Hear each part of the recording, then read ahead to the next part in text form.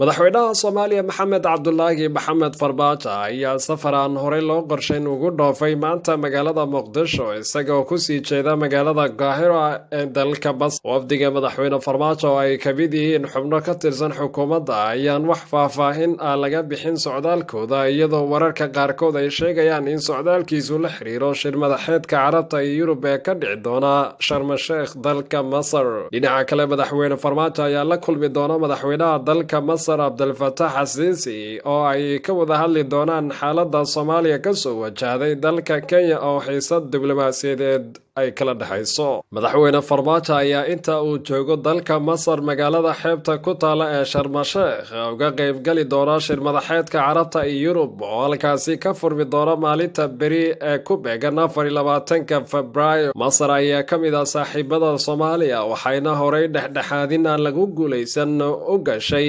xiisadii diblomaasiyadeed ee Soomaaliya iyo Imaaraadka, waxaana safarkan la sheegayaa inuu la xiriiro la tashi ay Soomaaliya la sameynayso dalalka saaxiibada la.